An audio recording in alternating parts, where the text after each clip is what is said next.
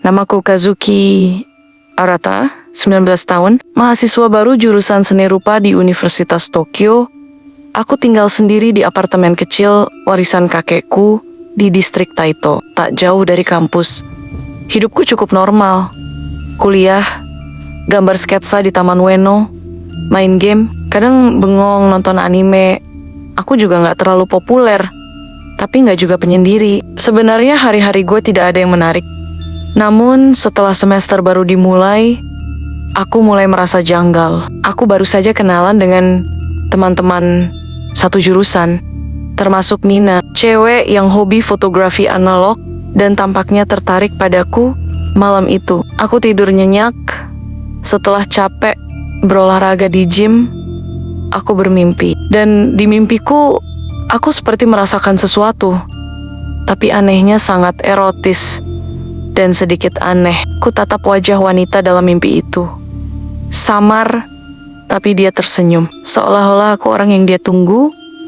Aku pun terbangun, lelah, setengah sadar, tapi sedikit berpikir tentang mimpi semalam. Wajar, namanya juga mimpi basah. Aku tak tahu, itu awal dari semuanya. Hari-hariku berjalan biasa. Kuliah, ketawa bareng Nina, revisi tugas yang sedikit berantakan. Tapi ada yang janggal. Aku terus memikirkan mimpi semalam. Rasanya terlalu nyata, terlalu hidup. Aku bahkan merasa dia memanggil namaku di detik terakhir sebelum aku terbangun. Kondisi awal semesterku masih normal. Aku cuek, sampai pagi harinya kulihat berita. Pria lanjut usia ditemukan tewas di rel kereta Taito, diduga bunuh diri. Dan wajah pria itu terlihat sekilas di tayangan persis pria yang lewat di mimpi semalam. Sosok yang kulihat sekilas sebelum wanita itu menciumku, aku mulai merasa tidak nyaman. Setelah aku melihat berita itu, aku berpikir, mungkin cuma kebetulan. Lalu di keesokan harinya, hidupku mulai terasa janggal, dan aku pun memutuskan untuk pergi berolahraga untuk menenangkan pikiran. Singkatnya, di malam berikutnya, mimpi itu datang lagi, dan lebih intens. Aku mencoba ceritakan sedikit soal mimpi itu ke Mina dengan gaya bercanda. Dia tertawa, bilang aku terlalu banyak baca manga horor. Tapi dalam hati, aku mulai takut.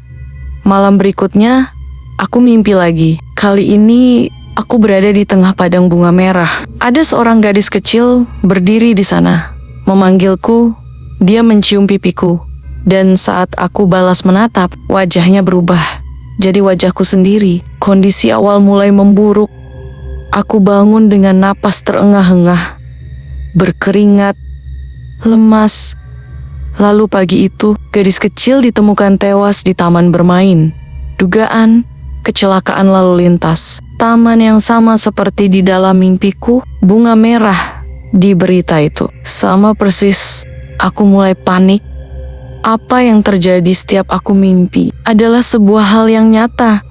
Lalu aku tak tahu harus bagaimana. Ketegangan meningkat, mimpi makin tak terkendali, dan mulai ada korban terdekat. Aku mulai menghindari tidur.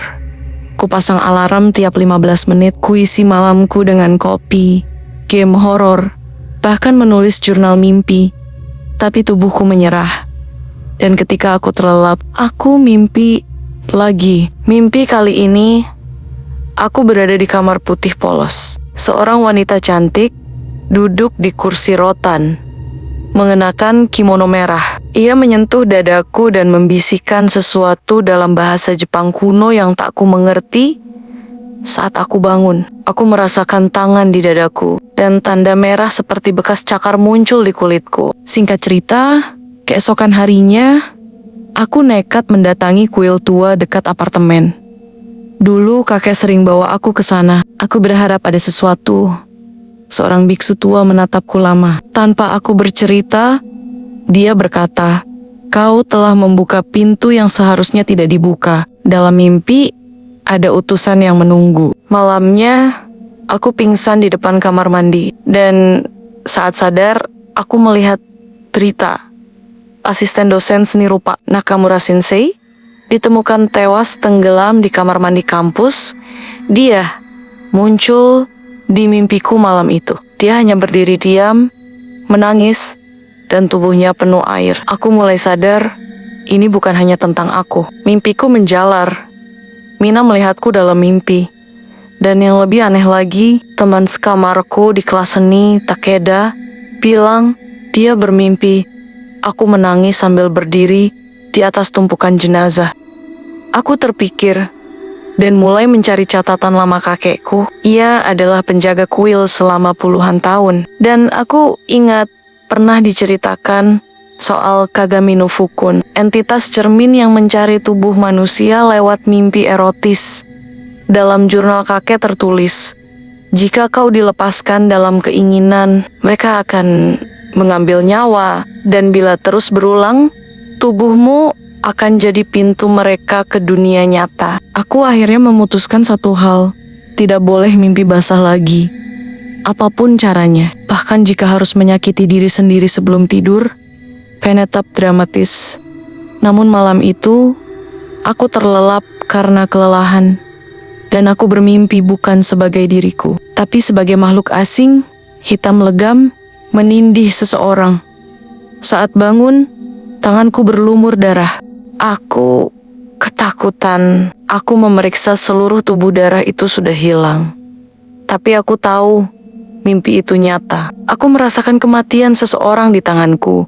Berita menyebutkan seorang wanita parubaya ditemukan tewas tergantung di kamar hotel, kamar nomor 8, nomor apartemenku. Kepalaku mulai berdengung setiap kali aku merasa lelah, seperti suara desisan ular dan bisikan yang berkata, "Kazuki, lanjutkan."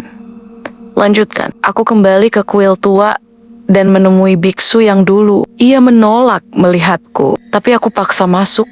Dengan napas bergetar, ia berkata, "Kau sudah separuh jalan menjadi oniri, roh dendam hidup yang lahir dari keinginan dan ketakutan. Jika kau mimpi lagi, kau akan sulit kembali." Aku pulang, menatap cermin besar di kamarku. Dan untuk pertama kalinya, bayanganku tidak bergerak bersamaan denganku. Lalu, ia tersenyum, dan aku kencing di celana. Kazuki mencoba menghentikan kutukan, mulai menemukan asal-usul makhluk itu, dan menghadapi kehilangan yang menghancurkan. Sejak malam itu, bayanganku di cermin tak lagi menuruti gerakanku. Kadang ia menatapku lama, kadang menyeringai, kadang bergerak sendiri saat aku tertidur. Aku mulai tidur dengan kain menutup cermin. Mina kembali menghubungiku. Suaranya serak.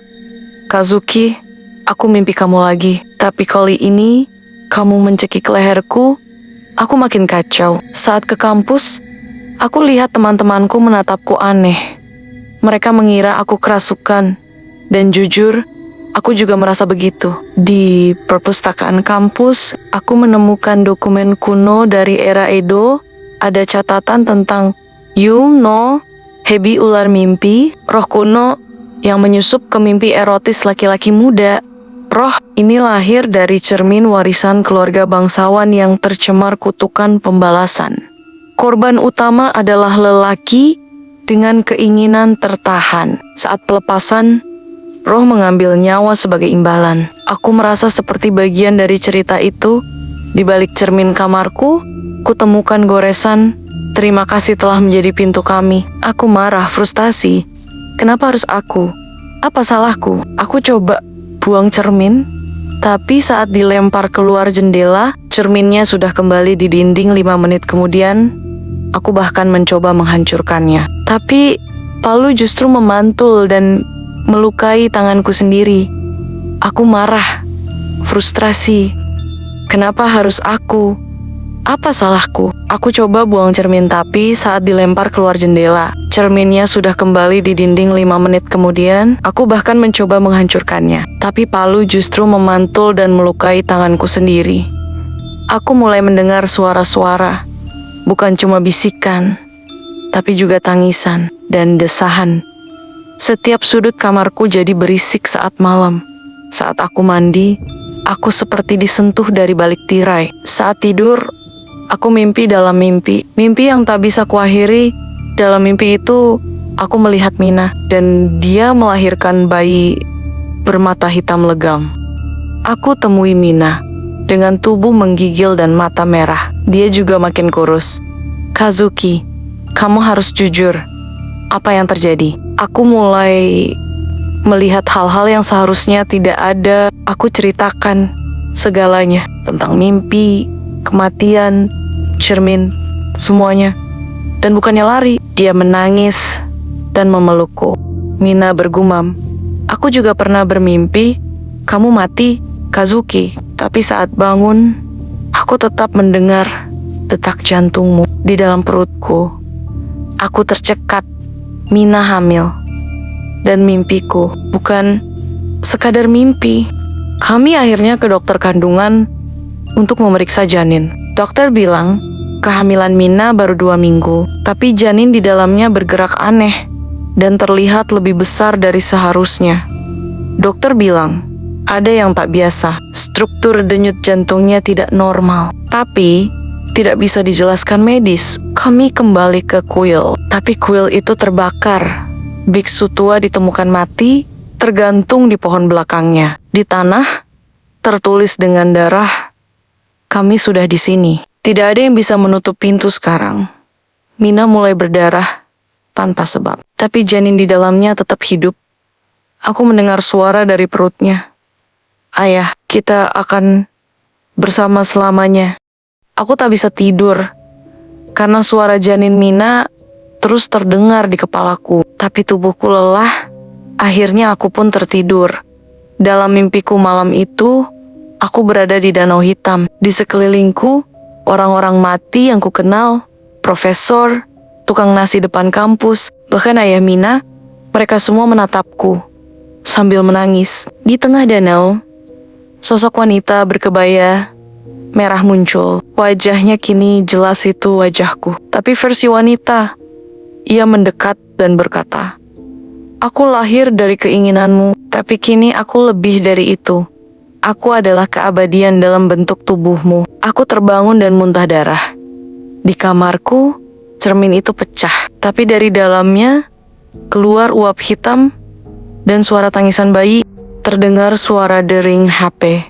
HP-ku bergetar, lalu ku baca pesan dari Mina. Kazuki, aku mimpi kamu mati, tapi saat bangun, kamu tidak di dunia ini lagi. Aku melihat tanganku, perlahan mulai memudar. Aku sadar, aku bukan hanya pintu. Aku sudah setengah roh. Tubuhku mulai tak terlihat di cermin. Orang-orang mulai tidak menyadari kehadiranku. Aku pergi ke kampus, dan Mina satu-satunya yang masih bisa melihatku. Aku mendatangi perpustakaan bawah tanah, tempat catatan kutukan keluarga Fujiwara disimpan. Di sana, aku menemukan rahasia. Di buku tertulis, ritual pemanggilan Yume no Hebi dilakukan oleh bangsawan terobsesi kekuasaan seksual. Mereka menanam roh di cermin, dan satu-satunya cara menutup pintu adalah mengorbankan ibu pembawa janin sebelum bayi lahir. Aku menolak. Aku tak akan mengorbankan Mina. Tapi waktu menipis, janin itu tumbuh sangat cepat. Malam itu, aku mimpi lagi. Tapi kali ini, aku tidak bisa bangun. Aku melihat diriku sendiri, dikubur dalam peti, disaksikan oleh makhluk berkepala ular. Selamat datang di rumah barumu, Kazuki. Kazuki menghadapi pilihan tak manusiawi, menguak kebenaran tentang dirinya dan sang janin, serta mulai merancang pertarungan terakhir tapi dengan konsekuensi emosional yang menghancurkan. Aku terjebak di dunia mimpi, tapi anehnya, aku bisa berpikir jernih. Dunia ini berbentuk seperti labirin kaca, dengan cermin di setiap sudut, dan dari tiap cermin, aku melihat kehidupanku yang berbeda. Salah satu menunjukkan aku dan Mina menikah, tapi saat aku sentuh, cerminnya retak dan darah mengalir darinya. Aku memberontak, berlari, berteriak, dan dari bayangan sendiri, aku ditarik keluar. Ternyata, Mina membacakan doa dari jurnal kakekku. Ia membangunkanku dari dunia mimpi, tapi tubuhku sudah tak stabil, suaraku bergaung, sentuhanku dingin seperti roh. Aku menatap Mina dengan mata berkaca. Kalau janin itu harus dikorbankan, apa kau sanggup, Min? Dia tak menjawab, tapi air matanya menjawab segalanya. Kami menyusun rencana, mencari cermin asli tempat kutukan itu berasal, dan menghancurkannya dengan darah dari pembuka pintu, yakni aku. Kami yakin benda itu tersimpan di rumah tua, keluargaku yang telah lama ditinggalkan di Kyoto. Dalam perjalanan ke sana, kami diteror oleh mimpi meskipun dalam keadaan sadar. Orang-orang di sekitarku melihat kami seperti sedang kesurupan. Kami nyaris celaka di kereta. Masinis mendadak seperti kerasukan dan nyaris menghantam rel. Sampai di rumah tua itu, kami temukan cermin besar tertutup kain putih dengan segel kertas. Begitu kainnya dibuka, udara menjadi berat.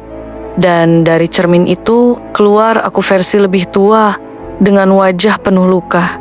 Jika kau menghancurkanku, kau akan lenyap bersama mimpi ini. Mina pingsan, janinnya mulai berteriak dari dalam perut. Suara tawa anak-anak menggema dari dinding, dan cermin itu mulai retak sendiri. Malam itu hujan deras, kami membentengi diri di rumah tua. Aku menyiapkan pisau pusaka kakek yang terbuat dari baja kuil dan mencampurnya dengan darahku. Satu-satunya cara untuk menghancurkan cermin itu sepenuhnya. Tapi saat aku hendak menghancurkannya, Mina kerasukan. Mina mulai berbicara. Namun, dalam suara pria tua, kau bisa mengakhiri ini, tapi bayarnya tak akan ringan. Jika aku menghancurkan cermin itu, Mina dan anaknya akan ikut lenyap, karena roh itu sudah bersemayam dalam tubuh mereka. Aku ragu, aku menangis, berlutut, mencium perut Mina. Anak yang belum lahir itu mungkin makhluk astral, tapi dia juga bagian dari kami. Namun, jika aku biarkan, dunia nyata akan terus dirasuki mimpi-mimpi pembunuh. Kau harus memilih, kau atau dunia, Mina atau semuanya. Aku menatap wajah Mina. Dia tersenyum, lalu mengangguk lemah, dan aku tahu apa yang harus kulakukan. Aku mengangkat pisau dan menatap ke dalam cermin. Wajahku sudah hampir hilang. Tak ada bayangan lagi, hanya kegelapan. Mina sudah tak sadarkan diri, tubuhnya dingin. Tiba-tiba cermin mengisapku. Aku kembali ke labirin mimpi, tapi kali ini semua sosok korban muncul, termasuk anak yang belum lahir. Anak itu berkata, jika kau menghancurkan cermin, kau menghancurkan kemungkinan untuk memperbaiki segalanya. Tapi jika kau biarkan, semua akan menjadi mimpi yang tak bisa bangun. Aku berdiri dan menusukkan pisau ke tengah cermin. Jeritan menggema, cahaya menyilaukan. Tubuhku seperti hancur dari dalam. Aku bangun di kamar rumah sakit. Di sebelahku, Mina masih hidup, tapi perutnya rata. Dan dokter bilang kami tak menemukan jejak kehamilan. Dan satu hal aneh, tubuh Anda tidak terdaftar di sistem kami. Seolah Anda tidak pernah ada. Kazuki menghadapi kenyataan paling menyakitkan, bahwa semua yang ia perjuangkan mungkin hanya ilusi atau mimpi yang terlalu nyata untuk dibedakan. Tapi jawaban akhirnya tak terduga. Lalu, aku keluar dari rumah sakit. Dunia terasa asing. Tak ada yang menyapaku. Di kampus, lokerku kosong. Namaku tak ada di daftar mahasiswa. Bahkan Mina yang duduk di taman kampus menatapku kosong. Saat ku dekati, dia justru berkata, "Maaf, apakah kita pernah kenal?" Tapi air matanya mengalir tanpa sebab, seolah tubuhnya ingat, tapi pikirannya tidak. Okumenisuri, tempat-tempat biasa, perpustakaan, warung, rumahku, semuanya tak mengenalku, seolah aku adalah mimpi yang pernah mereka alami, lalu dilupakan. Tapi di setiap cermin yang kutemui, di kaca mobil, di etalase toko, bayanganku masih ada. Dan kadang, aku melihat Mina di dalamnya, tersenyum padaku. Di kamar hotel tempat aku menginap, aku menemukan sebuah kotak kayu kecil. Di dalamnya, surat dari Mina. Tertanggal hari ini, kalau kau membaca ini, berarti kamu masih ada, entah bagaimana. Maafkan aku, Kazuki, tapi ini belum berakhir. Isi surat itu seperti catatan rahasia. Mina menulis tentang mimpi yang terus menghantuinya. Katanya, ia tak tahu siapa aku, tapi setiap malam, ia mimpi melahirkan anak yang menangis memanggil. Ayah, Mina mengaku dalam surat bahwa ia menemukan jurnal tua dengan nama Kazuki, namun tak ada catatan kelahirannya dimanapun. Ia juga merasa tubuhnya berubah saat bulan purnama, seperti cermin. Aku mulai menyadari, mungkin aku bukan berasal dari dunia nyata, tapi dari mimpi yang terlalu kuat hingga bisa memanifestasi.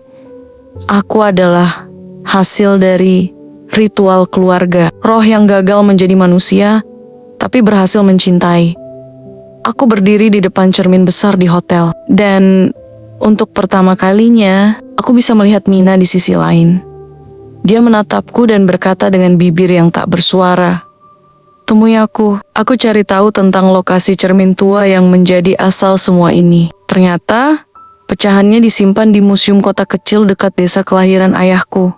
Di sana, aku temukan pecahan cermin utama dan saat kusentuh, aku tertarik masuk. Aku kembali ke labirin. Tapi kali ini tak sendiri. Mina ada di sana. Kami saling mengenal, memeluk, menangis.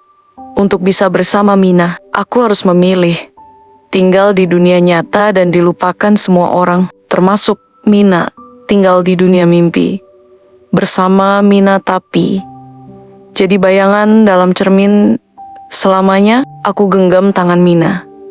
Jika aku hanya bisa menjadi nyata di matamu, maka biarlah aku hidup di dalam tatapanmu. Lalu kami masuk bersama ke dalam cermin. Setelah masuk bersama-sama ke dalam cermin, tiba-tiba kami kembali di dunia nyata. Mina bangun dari tidur siang di perpustakaan. Ia tak tahu kenapa menangis. Ia berjalan ke toilet dan menatap ke cermin. Di sana, sesaat Kazuki berdiri di belakangnya. Tersenyum. Setiap kali Mina menatap cermin, ia merasa aman, terlindungi. Tapi kadang, ia juga mendengar suara yang berbisik dari balik kaca. Jangan pernah lupa siapa aku. Resolusi, Mina kini bekerja di museum kecil, menjaga artefak cermin yang retak, tapi ia tak pernah izinkan siapapun menyentuhnya. Setiap malam, ia duduk di depan kaca, tersenyum dan berkata, "Selamat malam, Kazuki." Di akhir cerita, suara Kazuki berbisik, "Aku adalah mimpi yang dilahirkan dari ketakutanmu, tapi aku memilih hidup dari cintamu." Dan dari cermin, seberkas cahaya muncul lalu hilang. Jika kamu pernah mencintai seseorang dan takut kehilangannya, maka kau tahu betapa berharganya satu tatapan terakhir. Bahkan jika itu hanya pantulan dalam cermin, cerita ini mungkin telah berakhir. Tapi bisikan dari balik kaca belum benar-benar diam. Langganan sekarang dan nyalakan loncengnya. Karena kisah berikutnya mungkin datang dari mimpi terdalammu sendiri. Kamu belum benar-benar bangun. Subscribe, like, comment. Cerita yang paling menyentuh bagimu.